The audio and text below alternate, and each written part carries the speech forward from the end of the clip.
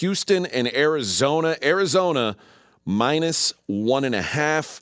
This is one of the games that I've seen. Like, there's certainly a sharp side and a square side on this game. So, and everyone seems to be, all the sharp guys I know seem to be on on Houston, and it's giving me a little bit of pause, honestly, because like once everybody starts talking about something, I don't like it as much. And I'll be honest, Arizona, it was a team that I thought going into this tournament was the second best team in the country. I'm not sure that that's the case anymore. But I'll let you go first, then I'll give you my thoughts on the game itself. Yeah, I'm not too concerned when the wise guys I know are on the side. Do a little hot dog and a little showboating. So I'm 7-1-1 in the tournament. Yep. And I got to tell you, most of those plays have not been Fez contrarian plays. They've been plays where I and my group of people all like them and aligned on them, and they've done very well. So we do like Houston here. You know, I'm just looking to fade teams on the West Coast. This has been historically bad in terms of how the major conferences out West have done in their performances. Mountain West, well-publicized, 0-4. Pac-12, when not playing a team from the West Coast as well, they're 0-4 against the spread.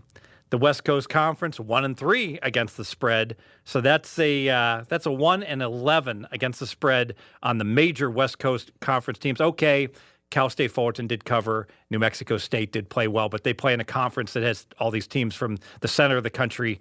And this kind of makes sense to me.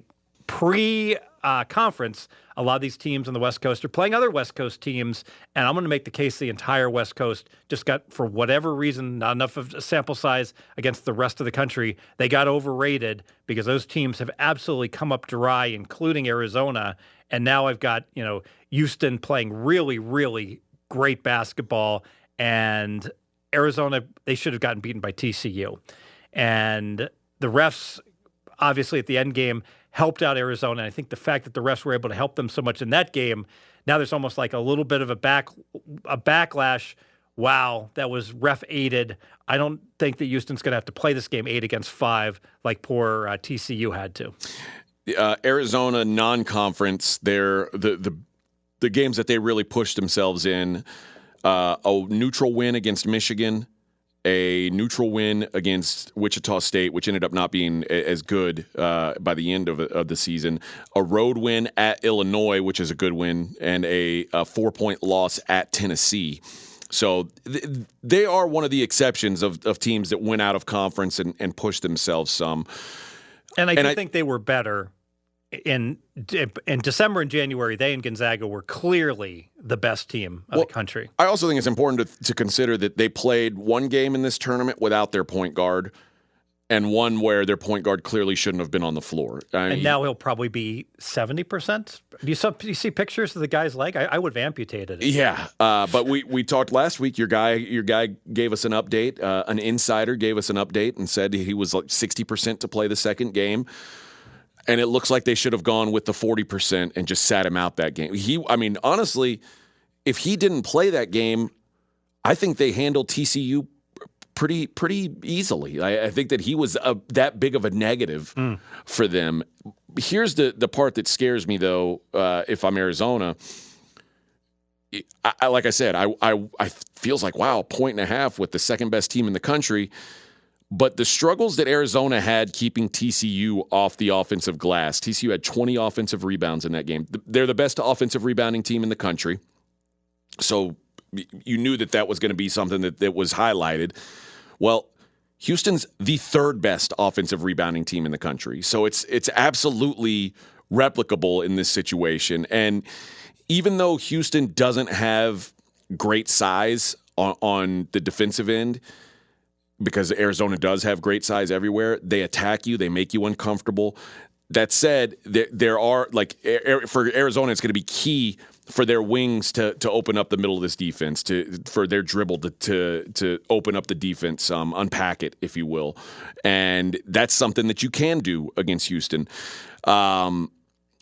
Arizona is not like Illinois, though, and we saw Houston exploit Illinois with ball screens and that's what everybody does: put Illinois in pick and roll, get Kofi away from the basket. Well, easy buckets. That doesn't happen against Arizona. Their true weakness on offense, Arizona, is turnover rate. They turn the ball over a lot, and Houston will cause turnovers, particularly if their point guard is damaged, which this last game he was clearly clear. This is the worst game he's played all year. He was 1 of 10 from the field. It couldn't be worse this week because there's no way to get worse than what he was. So there's a lot of advantages for Houston that I'm seeing here, and I totally understand why people like Houston in this matchup. I just can't get there on the principle that I think Arizona is still a much better team, and I don't want to sell Arizona and then watch them show up fully healthy, on Thursday and be like, what was I thinking? Game's in San Antonio. Game is in San Antonio. What's the venue? In San Antonio? It'll be the Alamo Dome. Oh, so bad. yeah. So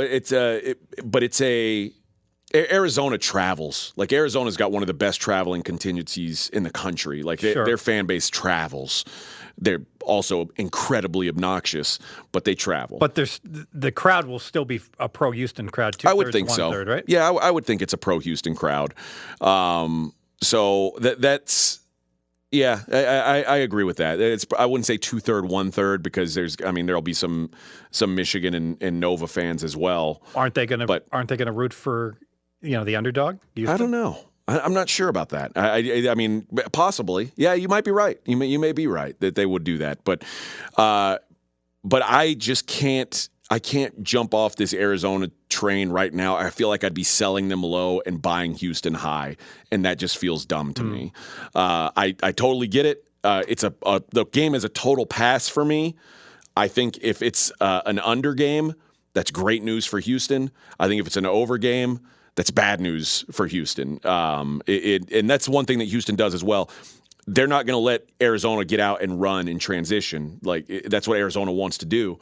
That's something that TCU didn't let them do because they're so good at offensive rebounding. When you're that good at offensive rebounding, you don't let Arizona get out in space, because out in space, Arizona is better than just about anybody. So there are a lot of good matchups here for the Cougs. So I see totally why you're doing it. It's a pass for me altogether.